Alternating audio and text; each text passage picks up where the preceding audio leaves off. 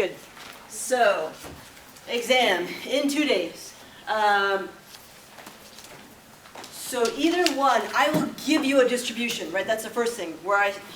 You have your x's and your probability x's and everything I just give it to you, right? That's the regular one. Trying to think of some possibilities. We'll go through some of those. We'll see if some of this. But it's like a table, right? And you have the x's, you have the probability x's, and it's just all written out for you in a table, and it's here you go.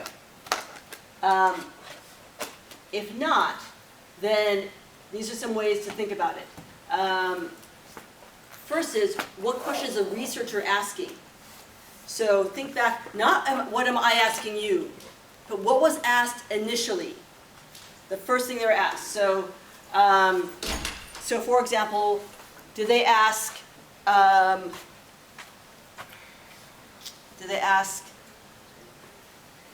tall are you? How tall are you? 5.3. How tall are you? How tall are you? 5. How tall are you? 5'2". What kind of answers are those? Data. Those are, yeah, it is definitely data. What kind of data? So there's qualitative data and there's quantitative data. Is it qualitative or quantitative? Quantitative. They're numerical. Now, someone think of a binomial type question that I could ask. Above or below 6 feet? Oh yeah. Are you taller than 6 feet? No. Are you taller than 6 feet? Are you taller than 6 feet? What kind of answers are those? What kind of answers am I getting now? Yes or no? Yes or no answers, right? So if the question that you're asking people is is a yes or no sort of thing, right? Is it a blue marble or not? Did you flip a heads or not? Then be looking for binomial. First, make sure that the n is fixed, is set, like you're only picking so many people, or you're only flipping the coin so many times, you're only drawing so many marbles, and that they're independent and have the same probability. But that's your first clue that it's binomial. If it says, assume it's normally distributed, normal distribution, right? Does it say uniform? If it's uniform, it will say uniform. Or the other thing is, does it involve a sample with an average or a mean? So if it involves a sample, and you're trying to find the probability of a sample, then that's going to be this central limit theorem, which is a normal distribution where sigma, so this would be, this you'd use normal, but with sigma x bar being sigma over square root of n. So instead of using your regular sigma, you're going to use sigma over square root of n instead to find your z-scores.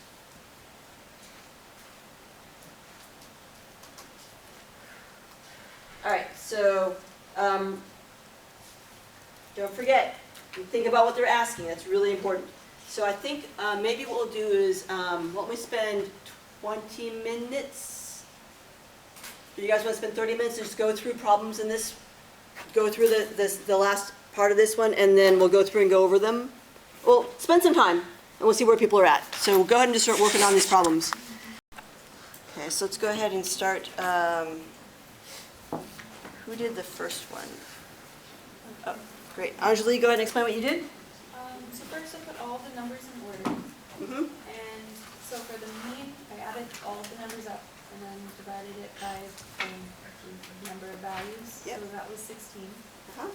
For the median, I just kind of crossed off equally on either side and found that 14 and 16 were in the middle. And if you add those together and divide by 2, that's 15.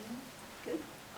The mode was 13, so that was the most number of values. It occurred the most, yeah.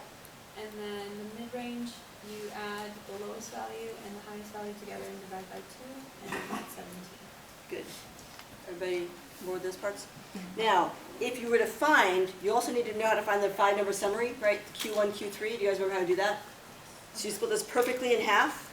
So this would be, oops, I'll use a different color. So this would be my lower half, and that would be my upper half.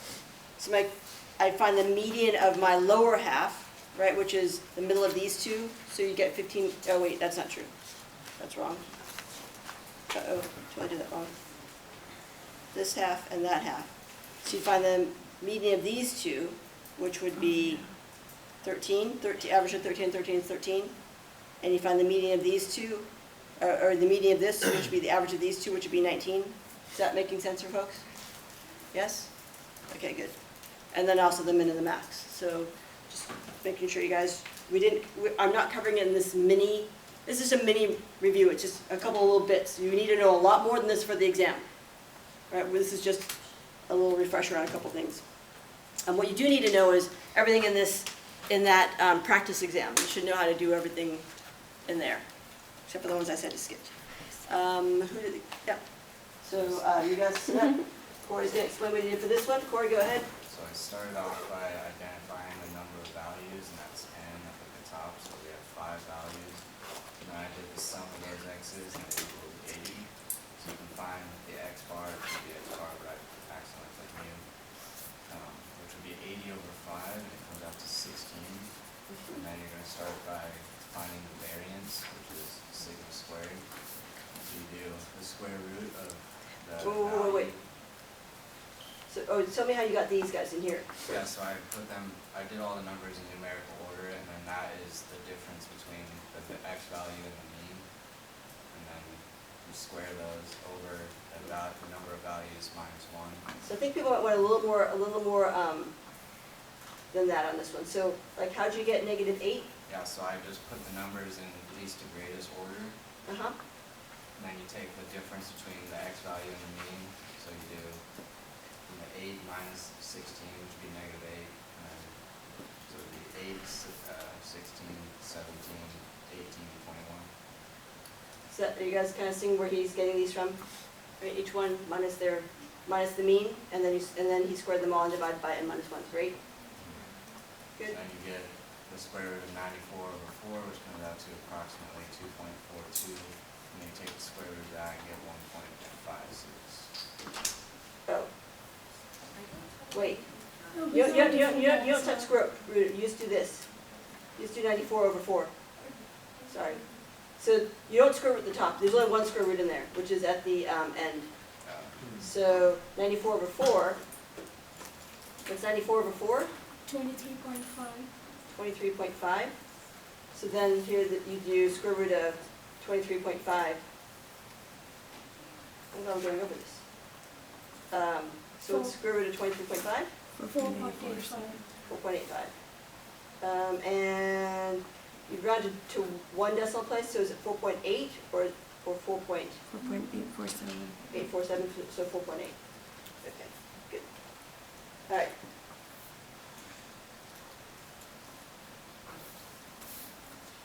So yeah, this one's, it's been a while since we've seen this one, right? Figure out how far each one is from the mean. Find the mean, 16, and figure out how far each one is from the mean. So 16 is 0 away, 18 is 2 above it, 21 is 5 above it, 17 is 1 above it, 8 is 8 below it. Square all those, and then kind of average them. Add them up, divide by n minus 1. Why is it n minus 1 and not n? Sample. Because it's sample and not the whole population. Good. Great.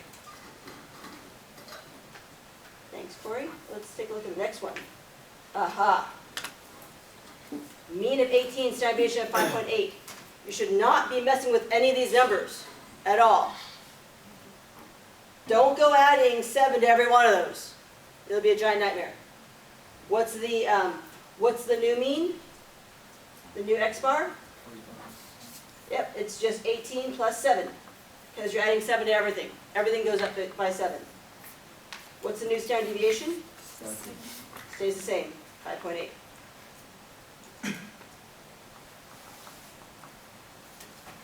Okay. So you don't need to do any calculations for this one. You should just be able to say, oh, look, yeah, add 7 to everything. Everything goes up by 7. The mean goes up by 7. Standard deviation stays the same because they're all, you guys remember that one, huddling and shifting?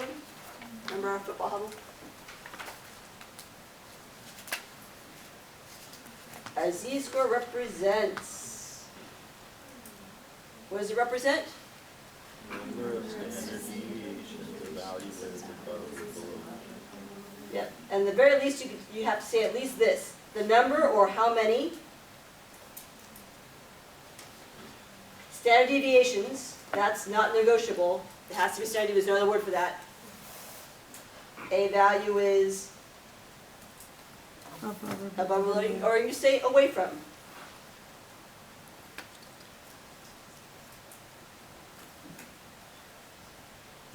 The mean. So these are the things that you could possibly, you can say how many instead of the number of.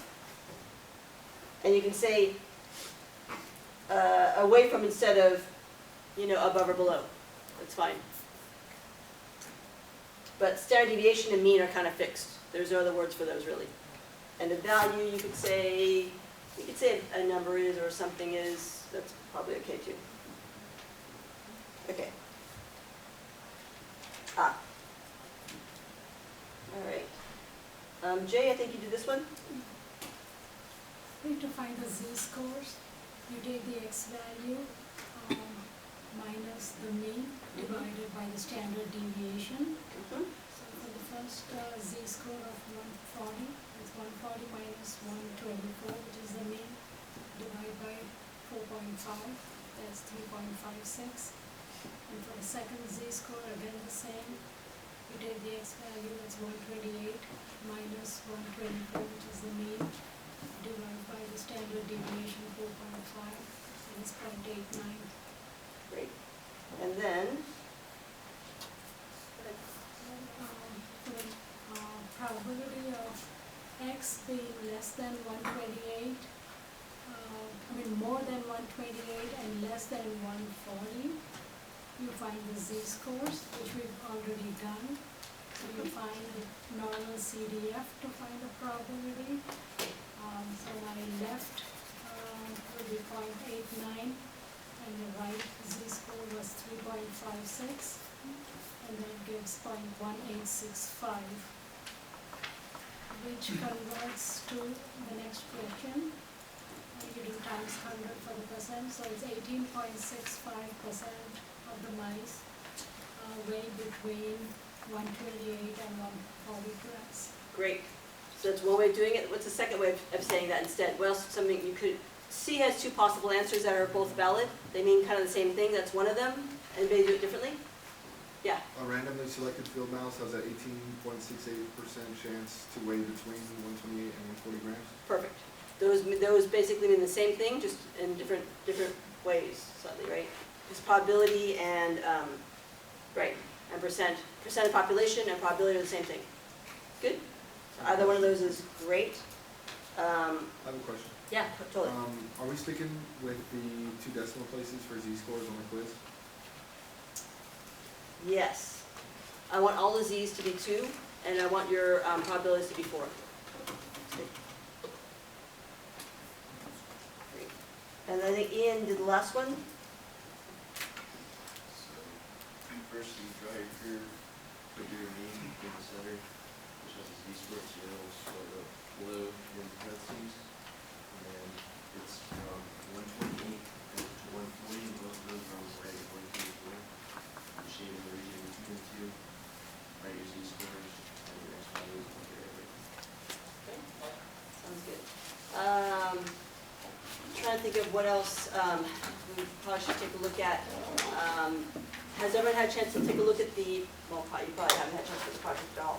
So, which means that you're going to have questions for me when you get back, almost certainly. All right. I think I should just let you guys go. Because I don't have anything else I plan to talk to you about. So, if you guys have any questions about any of the problems on the study guide or anything else? Tonight's homework? On the homework? Yeah. Yeah, what about you? Yeah. The very last question, Mhm. it gave us, I think, the mean, standard deviation, and maybe the sample size.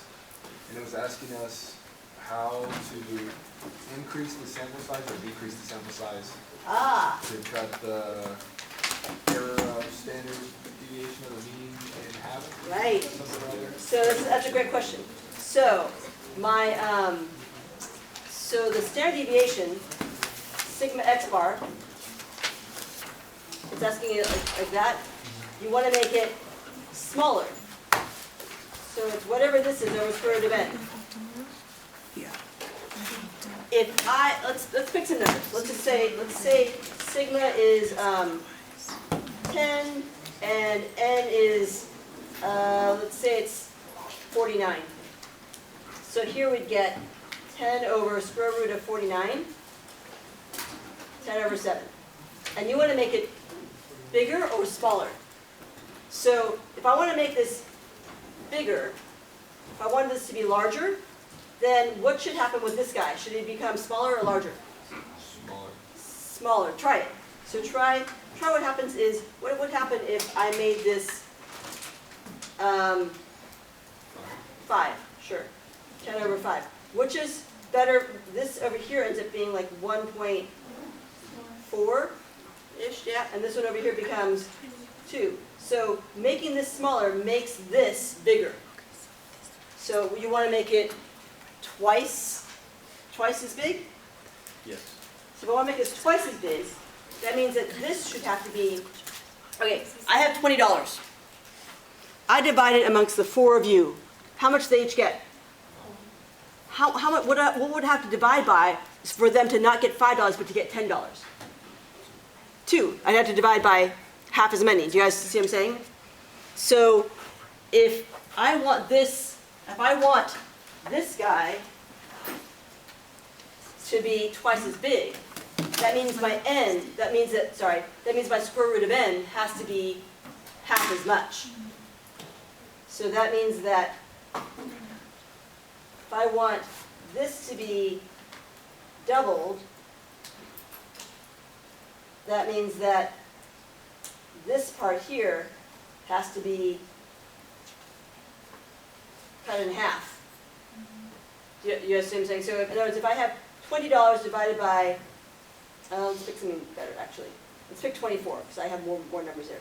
$24 divided by 6 people, they each get $4, right? If I wanted them each to get $8, if I want them to get twice as much, I have to have half as many people, right? If I have $24 and if I want twice as much money, that means I've got to take yours and mine. In other words, we have to have half as many people. Does everyone understand what I'm saying? So 24 divided by 3 would give me $8.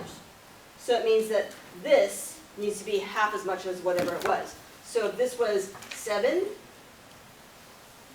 so the square root of 49, that means that this would have to be half of that, 3.5. So the square root of whatever 3.5 is twice. Do you know what I'm saying? So my n would have to be, so you have to kind of figure out what that would be. So this would be 3.5 squared. So you kind of sort of have to go that way with it.